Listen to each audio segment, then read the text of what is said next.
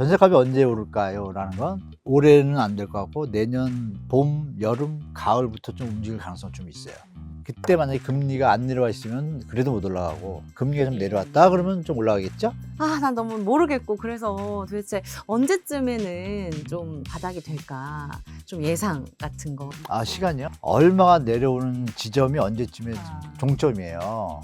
앞선 투자자들이 사더라도 뒤에 실수요자들이 붙지 않으면 시장이 추세적으로 뭐 이어지지 못하겠죠. 네. 그러면 IMF 때 3년에 3년 반, 글로벌 때 7년, 평균 되면 5년. 뭐 그거 계산하니까 2023년부터 5년, 27, 8년 간다. 뭐 이런 추산이 나오는 거예요.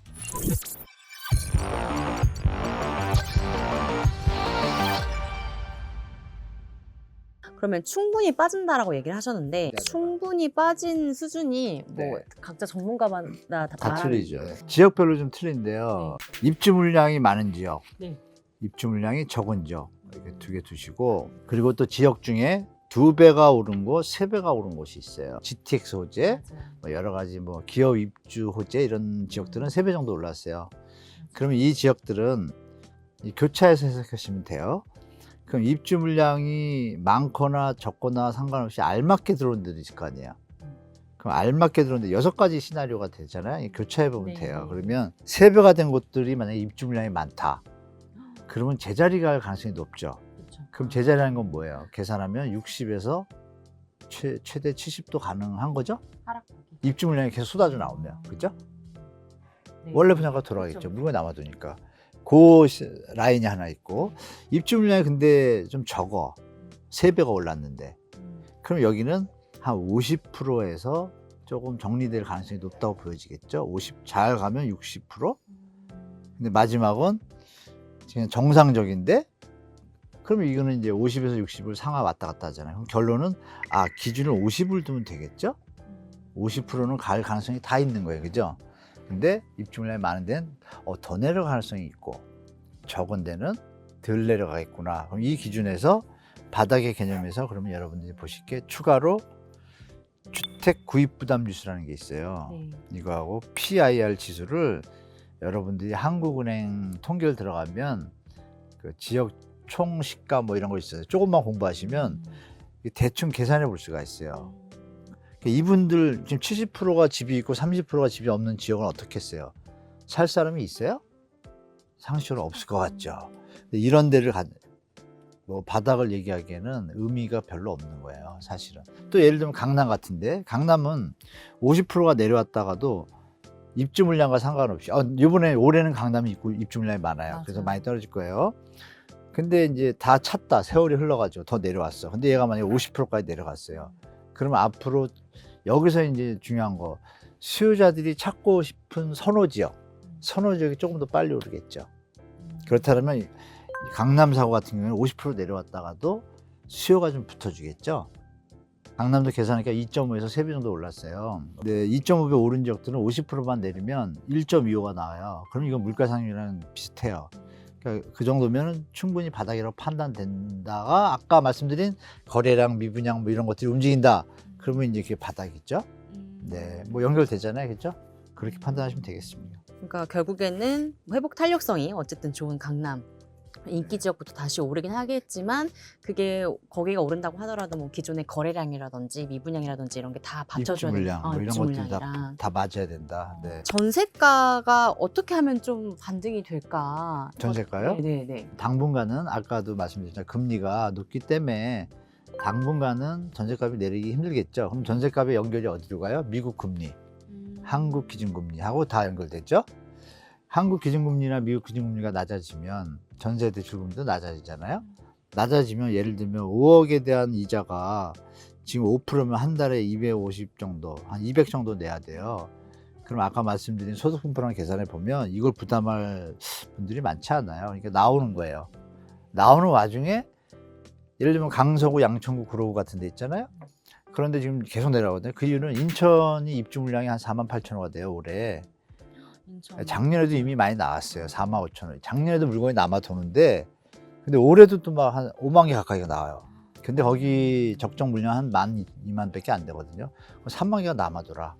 근데 그건 왜 나왔냐? 막 부동산 상승기에 우리 갭 투자 하시는 분들이 분양권 사두면 돈 벌 것 같으니까 분양 회사들도 또 막 팔고 막 사고 그런 거예요. 죄송한 얘기지만 물린 거죠. 어떻게 보면 지금은 집이 남아도니까 어떻게 되겠어요? 1억대여도 지금 구할 수 있다는데요, 전세. 말 잘하면 8천도 가요.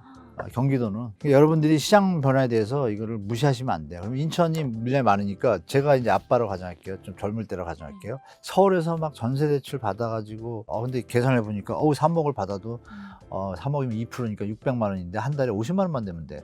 그래 내가 50만 원 덜 쓰고 뭐 담배도 끊고 뭐 여러 가지 해서 할 수 있죠. 네. 그런데 얘가 50만 원이 갑자기 150이 된 거야. 그럼 감당이 안 되잖아요. 이거 어떡하냐 고민하는데 20분만 가면 경인고속도로 타고 가면 집이 새 아파트인데 32평인데 1억 5천 2억이야. 당장 가죠. 저부터도 그죠? 내 한 몸 불살라 처자식의 평안과 거기다 돈이 남으면 은행에 맡겨서 또 이자가 붙잖아요. 이런 분들이 몇 분은 계실 거 아니에요? 가시고 계시겠죠? 가시고 계니까 아니나 다를까 그 강서구 붙은 지역들은 전세가가 압박을 받겠죠. 그게 다 채워지기 전까지 계속 내려가겠죠. 근데 그 와중에 금리가 계속 지금 오르는 중이잖아요. 그러니까 계속 더 빠지겠죠. 그런 데는 전세값이 오를 일이 없고 당분간.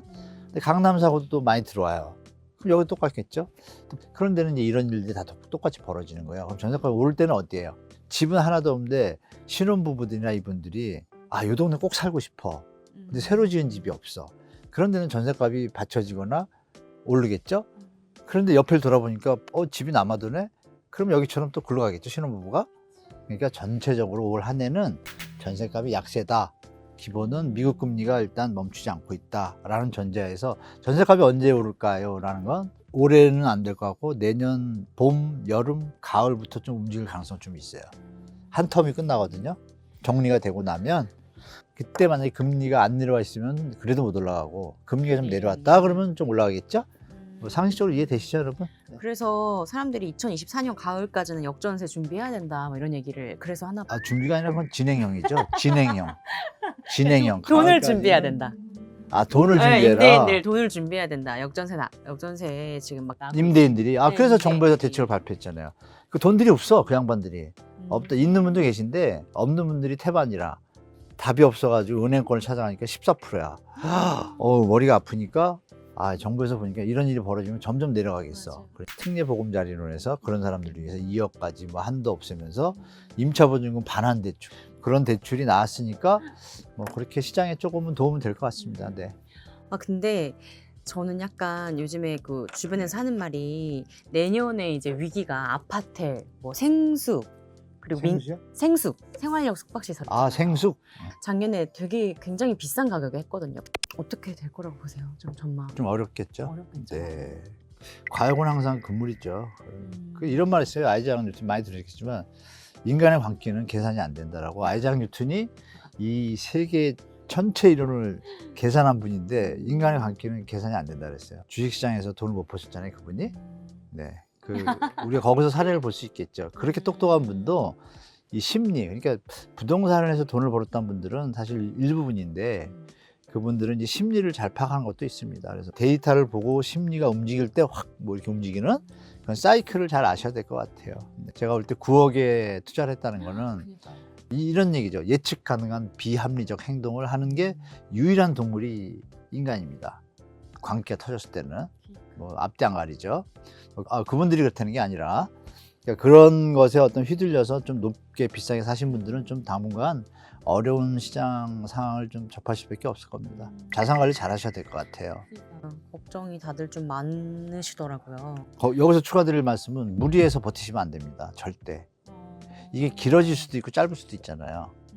기간이 길어지면 이거 큰일 납니다. 가끔 가다가 버티라는 분들 있잖아요.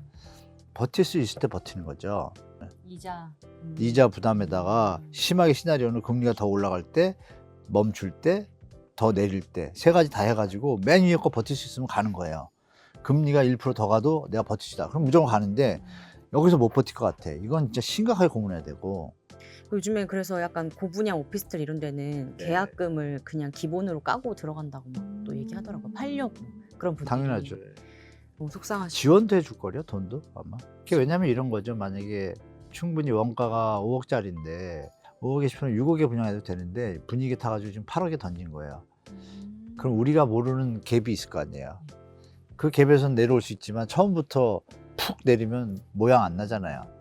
그러니까 지금 이제 시작이라고 봐요. 좀 반영하셔가지고 시장 체크하시는 게 좋을 것 같아요. 그러면 이제 저희 2030은 이제 교수님께서 되게 좋은 네. 말씀 많이 해주셨는데 네. 난 너무 모르겠고 그래서 도대체 언제쯤에는 좀 바닥이 될까 좀 예상 같은 거. 아, 시간이요? 네, 시간. 그리고 이 정도면 바닥이 된 것 아. 같아라고 판단할 만한 요소 이 두 가지. 제가 볼 네. 때는 정부가 이번에 가만히 있었으면 벌써 바닥 됐을 찍었어요. 거예요. 준비하고 회복하는 시간이 더 빨랐을 수도 있었는데 그게 이제 시간을 좀 늦추는 효과가 벌어졌습니다. 왜냐하면 역효과가 벌어진 거죠. 그래서 언제쯤이라는 단어는 역으로 계산하면 얼마가 내려오는 지점이 언제쯤에 종점이에요. 앞선 투자자들이 사더라도 뒤에 실수요자들이 붙지 않으면 시장이 추세적으로 뭐 이어지지 못하겠죠. 네. 뒤에서 사줘야 이게 가죠, 시스템이. 뒤에서 안 사주는데 무슨 의미가 있어요? 비싼 게. 추세적으로 이어지려면 충분히 가격이 어느 정점에 와야 돼요. 그러니까 그 시기는 가격이 어느 정도 내려오냐는 그 시점이 그 시기가 맞춰지겠죠. 굳이 몇 년도 뭐 이런 얘기 하잖아요. 26년도, 27년도. 맞아요. 그게 무슨 의미가 있어요? 만약에 지금 폭락해가지고 70% 빠졌다. 그럼 지금이죠. 그 텀이 말씀 주신 대로 IMF 때 3년에 3년 반, 글로벌 때 7년, 평균 되면 5년. 뭐 그거 계산하니까 2023년부터 5년, 27, 8년 간다. 뭐 이런 추산이 나오는 거예요. 근데 여러분들이 아실 건 제가 드린 말씀이 좀 더 합리적이지 않나요? 무조건 내일이라도 다 빠지면 그게 바닥이죠. 그렇지 않나요? 그러네요. 그러니까 언제라는 건 의미가 없다고 저는 보고 있어요, 솔직히. 이제 거의 마무리를 해주시고 계신데 사실 집이 없는 서러움이라고 하잖아요. 이렇게 네. 옮겨 다니면은. 요즘은 서러움 아닌데. 그래요? 요즘은 행복감이잖아요. 그렇긴 하죠. 요즘은 집 없는 분들이 다 위너죠. 마음이 여유가 있으시잖아요. 빚도 없고 집도 없는 게 위너래요. 최고죠. 그 와중에 계속 매달 월급 받으시고 뭐 사업하시면 돈 모으시잖아요. 예금 이자가 옛날에 1% 꼴랑 주더니 지금은 적어도 3% 5%야. 좀 살맛이 조금 나죠. 집 없는 분들이. 집값이 계속 더 내려오면 기분이 더 좋겠죠. 투자자는 가슴 아프지만 이게 상반되죠. 네. 그러니까요. 재작년만 해도 집 없으면은 극과 너무 극이었죠. 서러웠는데 요즘에는 또 그러니까 너무 추세가 너무 반전이 되는 것 같습니다. 집이 없으신 분들도 있고 있어서 고통받으시는 분들도 있을 텐데 마지막으로 저희 구독자분들께 좀 얘기 좀 해주세요. 어른으로서. 네. 우리 젊은 분들한테 개인적으로 저도 기성세대로서 좀 죄송한 마음이 많이 있습니다. 국가의 미래나 청년의 미래를 생각한다면 이렇게 과도한 시장 왜곡 현상은 충분히 막았어야 됩니다. 정치인들이나 누구나. 근데 그런 게 좀 부족했던 것 같아요. 정치인은 제가 부동산 해보니까 잘 못 믿겠어요. 물론 애는 쓰는데 항상 정치적으로 부동산을 쳐다보고 정책적으로 접근하지 않더라고요. 그래서 드릴 말씀은 일이 일비가 심합니다. 심한데 점점 우리가 유튜브 시대가 오면서 투명화되고 팩트가 이제 공유가 되기 시작하니까 좋게 얘기하면 뭐 프라이스 리더, 뭐 마케팅 리더들이 하는 행위들이 왜곡된 사실들이 이제 그대로 안 받아들여지고 옥석이 구분되는 시장이 됐어요. 일일이 시장 조사할 시간이 어디 있어요? 거기서 이제 옥석을 가려서 여러 가지 유튜브들 접하시면 정보들이 이제 팩트가 어느 정도 정리되잖아요. 그러면 이제 그 다음에 합리적인 판단이 될 거 아닙니까? 근데 중요한 건 그런 걸 하려면 건강해야 됩니다. 건강하게 돈을 벌어야 돼. 정말입니다. 지금 제가 아시는 분이 뭐 몇백억 가지고 계신데 병원에 계시거든요. 무슨 의미가 있어요? 그렇죠, 여러분? 그러니까 항상 건강하시면 때가 옵니다. 준비를 좀 하시고 이렇게 우리 이런 유튜브 보셔가지고 저 말고 다른 많은 분들의 얘기를 좀 들으시면서 준비를 좀 하시면 좀 시장에 보이세요. 그러니까 건강하시고 시장에 보일 때 정상적인 투자의 개념으로 가셔야지 갭 투자하고 빠져나오고 이런 거는 좀 마음에서 좀 주의시길 부탁드리겠습니다. 건강하십시오. 오늘 저희가 준비한 소식은 여기까지고요. 그러면 다음에 또 뵙겠습니다. 감사합니다. 여러분들 아실지 모르겠지만 이제 파이어족 그리고 또 퀀트로 되게 유명하신 분이세요. 그러면은 일을 어느 정도 하고 파이어를 2009년부터 21년까지 12년 동안 일했고요. 이제 그 후에 직장을 때려쳤습니다. 그때 한 15억 가지고 은퇴하면 되겠다라고 제가 생각을 했었습니다. 투자의 꿀팁을 좀 한번 들어보도록 할게요. 네. 그 퀀트 투자가 정확하게 뭔지 모르시는 구독자분들도 있으실 텐데 좀 뭐라고 좀 짤막하게 설명 좀 해주세요. 사실 퀀트 투자는 아주 쉽게 말하면 그냥 레시피 투자라고 보시면 될 것 같아요. 퍼의 순위를 딱 계산을 하고 그 다음에 이익 성장률의 순위를 딱 계산을 해요. 그 두 개의 순위의 평균 순위가 가장 높은 20개 기업에 투자를 하고 3개월 동안 보유한 다음에 다시 다른 20개 기업으로 교체한다.